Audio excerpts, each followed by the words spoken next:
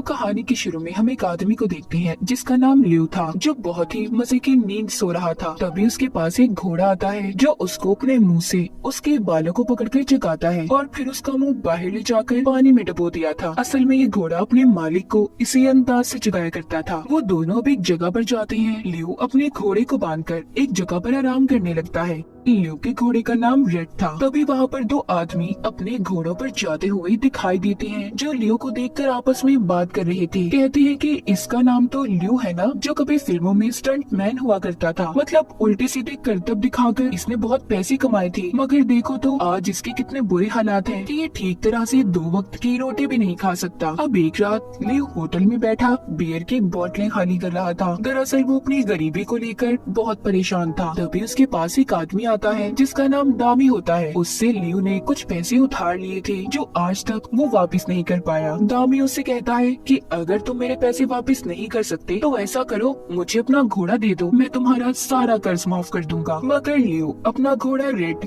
देने से मना कर देता है और कहता है कि तुम यहाँ से चले जाओ। ये सुनकर दामी को बहुत गुस्सा आ गया था। वो लियो से कहता है मैं तुम्हारा घोड़ा तो लाजमी लेकर रहूंगा। इस बात पर दोनों के दरमियान में लड़ाई हो जाती है। लियो पहले दामी और उसके आदमियों को सबक सिखाता है और फिर बाहर जाकर उसने अपने घोड़े को भी बचा लिया था। अपने घोड़े पर बैठकर उसे खूब भगाता है और एक शो सर्कस में पहुंच गया था जहां पर वो कुछ स्टंट्स करता है और फिर उधर ही दामी और उसके आदमियों से अपने घोड़े को भी छुपा देता है। खुद भी वहीं पर छुप गया था, जिस वजह से दामी और उसके आदमी उन्हें नहीं देख पाते और वहाँ से आगे चले जाते हैं। अगली सुबह जब लियो अपने घोड़े रेड के साथ अपने फॉर्म पर था तो उधर 2 आदमी आते हैं जो लियो से कह रहे थे कि जो घोड़ा तुम्हारे पास है उसको तुम्हें वापस करना होगा, क्योंकि ये घोड़ा जिस आदमी का है वो एक केस लड़ रहा था, मगर अब वो उस केस को जीत चुका है तो उसे ये घोड़ा अपना वापस चाहिए। वो इसे नीलामी में देना चाहता है। तभी वहाँ पर एक लड़की और आदमी आता है जो अजीबोगरीब करतब कर रहे थे। ये दरअसल लियो के साथ ही रहा करते थे। वो दोनों आदमी जो नोटिस लेकर आए थे इन्हें देखकर डर जाते हैं और यहाँ से चले गए थे। उनके जाने के बाद लियो उस लड़की को नोटिस दिखाता है जो वो 2 आदमी उसे देकर गए थे कि उसे घोड़ा हर हालत में वापस करना ही होगा। सारी बातें जानने के बाद वो लड़की लियो के बेटे की तस्वीर की तरफ इशारा करती है और बोलती है कि हमें इस केस के लिए एक वकील की जरूरत है। अब आगे सीन में हम लियो की बेटी को देखते हैं जो बहुत ही खूबसूरत और मासूम थी। लियो अपनी बेटी के पास आता है और उसे मदद मांगता है सारा मसला बताकर, मगर लियो की बेटी अपने डैड की मदद करने से इनकार कर देती है। कहती है कि डैड मैं अभी लॉयर वकील बनी नहीं हूँ, बल्कि अभी तो मैं वकालत की पढ़ाई पढ़ रही हूँ। इतना कहकर वो चली जाती है। लियो भी वहाँ से चला गया था। उसकी बेटी अब एक लड़के के पास जाती है जो उसका बहुत अच्छा दोस्त था, उसे बहुत पसंद भी क्या करता था और एक वकील भी होता है। घर पर लियो बहुत उदास बैठा था। वो ये सोच रहा होता है कि मैं ऐसा क्या करूं जिससे मेरा घोड़ा दूर ना हो। तभी उसके पास एक आदमी आता है जो कि फिल्म प्रोड्यूसर था। वो कहता है मैंने तुम्हारी और तुम्हारे घोड़े के बहुत किस्से सुने हैं, मैं तुम्हें ऑफर देता हूँ तुम मेरी फिल्मों में स्टंट्स में अपने घोड़े के साथ मिलकर काम करो। लियो तो ये सुनकर बहुत ज्यादा खुश हो गया था और उस प्रोड्यूसर को अपने घोड़े के साथ स्टंट्स करके दिखाता भी है। उधर लियो की बेटी अपने दोस्त के साथ बैठी खाना खा रही थी। लियो की बेटी का दोस्त उसे बताता है कि मैं तुम्हें पसंद करता हूँ और शादी करना चाहता हूँ, मुझे बताओ कि मैं अपने घर वालों को कब मिलवाऊँ। लियो की बेटी कहती है तुम जानते हो ना मेरा इस दुनिया में कोई नहीं है, तो मैं ही ये फैसला करूंगी मुझे कब शादी करनी है और कब नहीं। मतलब लियो की बेटी अपने डैड यानी कि लियो को बिल्कुल पसंद नहीं करती थी, इसलिए उसने किसी को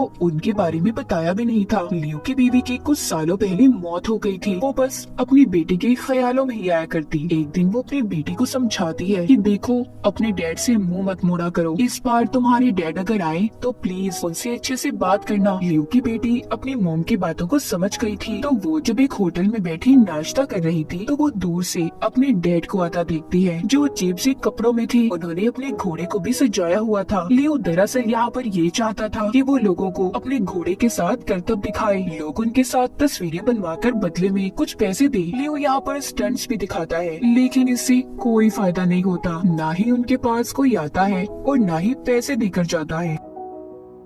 लियो की बेटी भी बैठी ये सब देख रही थी। उसे अपने डैड के बारे में ऐसे बिल्कुल भी अच्छा नहीं लगता, इसलिए वो लियो से मिलने जाती है और कहती है मेरा एक दोस्त है जो आपका केस लड़ सकता है। लियो की बेटी उस लड़के की बात कर रही थी जो इसे पसंद करता था। वो अपने डैड के फॉर्म पर आकर सभी चीजों को बहुत गौर से देख रही थी। वो रेड से मिलकर भी बहुत खुश होती है। अब रेड भी लियो की बेटी की हर बात को मान रहा था। कुछ देर के बाद लियो की बेटी का दोस्त भी आ जाता है, मगर अपने इर्द गिर्द अजीबोगरीब चीजों को देखकर डरने लगा था। उधर लियो की बेटी आती है, उसके हाथ पर अपना हाथ रख कर कहती है देखो डरो नहीं, और बोलती है कि आप लोगों ने अभी तक कुछ फैसला नहीं किया क्या, आखिर करना क्या है। तभी इनके दरमियान में बातचीत शुरू होती है और अब यही से कहानी 3 साल पहले की दिखाई जाती है। लियो को घोड़ा जख्मी हालत में मिला था, उसने उसे खिलाया पिलाया और ठीक कर दिया, साथ ही उसे ये भी समझाया कि तुम अपने घुटनों पर कभी भी मत बैठना। अब इसी के साथ कहानी दोबारा प्रेजेंट मौजूदा दौर में आती है। लियो अपनी बेटी के दोस्त को अपने घोड़े रेड से मिलवाता है, मगर वो बेचारा उसे देखकर डर रहा था। लियो कहता है अरे यार डरो नहीं, ये बहुत अच्छा घोड़ा है, ये तो तुम्हारे साथ बस मस्ती कर रहा है। तभी रेड स्टंट्स दिखाता हुआ गिर गया था। अगले दिन लियो रेड को अपने साथ लेकर शूटिंग पर पहुंच गया था, जहाँ पर उसकी बेटी भी उसके स्टंट्स को देखने आई थी, मगर रेड इतनी भीड़ को देखकर डर जाता है और सही तरह से स्टंट्स नहीं कर पाता, जिस वजह से शूटिंग से उन्हें निकाल दिया गया था। ये देखकर लियो एक जगह पर बैठ जाता है, वो बहुत उदास था। तभी उसके पास रेड आता है और उसके सर पर हैट लेने का बोलता है, मगर लियो इतने गुस्से में था वो हैट को फेंक देता है। तभी रेड के पास लियो की बेटी आती है और कहती है देखो हम तुम्हारे साथ कोई जबरदस्ती नहीं कर रही, अगर तुम ये स्टंट्स करना चाहते हो तो करो,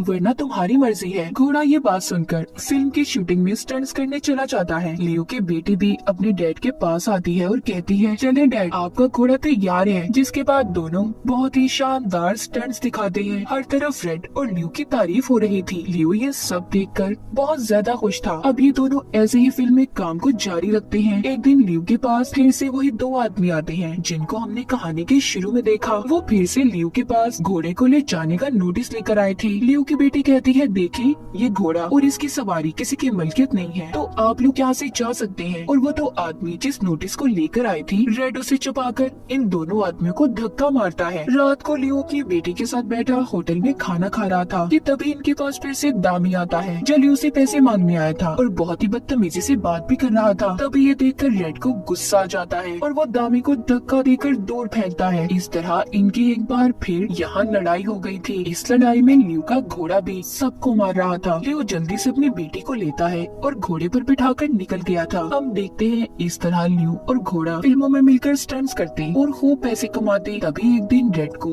स्टंट्स के दौरान चोट लग जाती है। ये देखकर लियो की बेटी को अब बहुत गुस्सा आ रहा था। वो अपने डैड के पास आकर कहती है कि आप ही स्टंट्स करना कब बंद करेंगे डैड, आप कोई और काम क्यों नहीं कर सकते। ये सब बातें सुनकर लियो कोई जवाब नहीं देता। फिर अगली सुबह लियो अपनी बेटी के साथ उसके दोस्त के घर वालों से मिलने जाता है जो लियो की बेटी से शादी करना चाहता था, जो वकील भी था और लियो के रेड के केस में मदद भी कर रहा था। लियो को उन लोगों के बीच में होटल में बैठकर बिल्कुल भी अच्छा महसूस नहीं हो रहा था और अजीब सी हरकतें भी कर रहा होता है। इस बात पर लियो की बेटी कहती है कि आप परेशान नहीं हो, मेरे डैड बड़े लोगों के साथ घुल मिल नहीं सकते, वो कुछ ज्यादा ही सादा तबीयत के हैं। ये बात सुनकर लियो भी कहता है कि हाँ मैं ऐसा ही हूँ, पर मेरी बेटी बहुत अच्छी है, आप मेरी वजह से उसे रिजेक्ट मत कीजिएगा। अब उनके चले जाने के बाद लियो की बेटी अपने डैड को बहुत डांटती है और अच्छे से ना बर्ताव करने पर नाराज हो गई थी। रात को लियो की बेटी रेड के साथ जब टीवी देख रही होती है जिसमें वो अपने डैड लियो की स्टंट्स देखकर बहुत खुश होती है, तभी उधर लियो भी आ गया था और अपनी बेटी के साथ अपनी वीडियो को देखते मजे कर रहा था। तभी उसे यहाँ पर अपने पुराने पल याद आ जाते हैं। उसकी बेटी कहती है बहुत कूल है डैड आप। दोनों की आंखों में आंसू आ गए थे। लियो को यहाँ पर याद आता है कि एक दफा इन्हीं स्टंट्स के दौरान उसके सर में बहुत गहरी चोट लगी थी। इसी चोट की वजह से लियो को पूरे 8 महीने तक कोमा में रहना पड़ा। असल में लियो सब कुछ अपनी बेटी को बता रहा होता है। वो कहता है इसी 8 महीनों के दौरान जब मैंने कोई काम नहीं किया, इसी वजह से मेरे हालात ऐसे हो गए, मैं अपनी बीमारी की वजह से तुम्हारी माँ से भी नहीं मिल पाया। उसकी बेटी सारी बातें सुनकर कहती है मॉम की टेंशन ना ले, उन्होंने आपको माफ कर दिया था, वो अक्सर मेरे ख्यालों में जो आती है।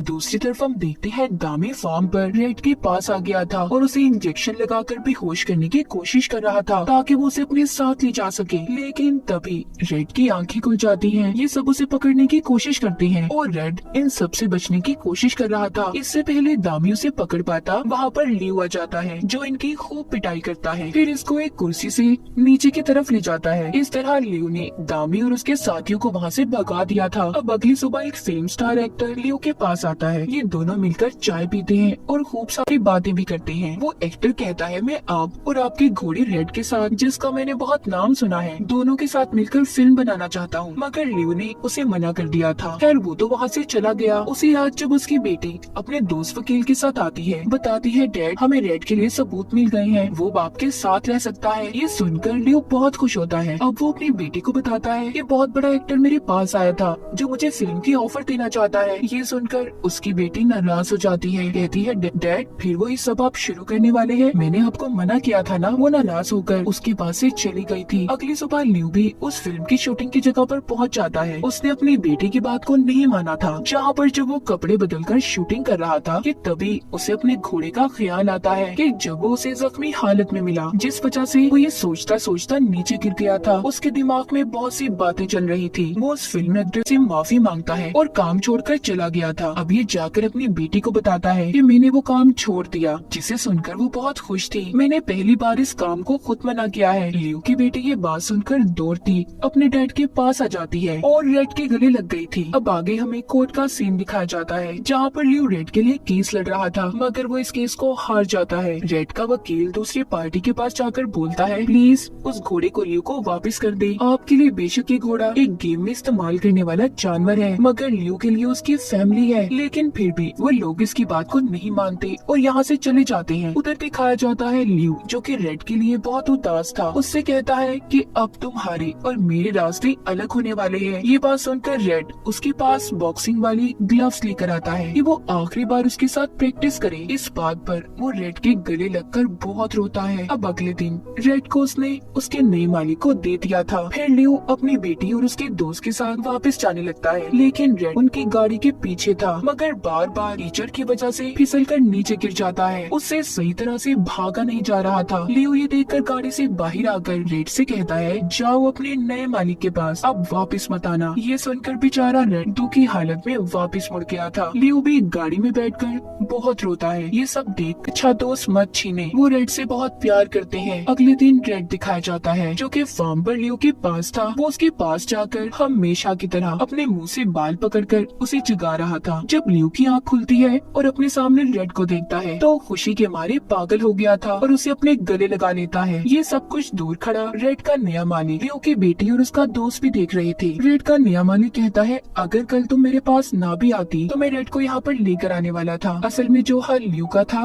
वो ही रेड का। उसने लियो के बगैर खाना पीना सब कुछ छोड़ दिया था। कहानी के आखिर में हमें लियो और रेड दिखाए जाते हैं। उनके पास भागकर लियो की बेटी और उसके साथ उसका दोस्त आता है। तभी रेड के गले लग गए थे। इस फिल्म की कहानी भी यहीं पर खत्म हो जाती है।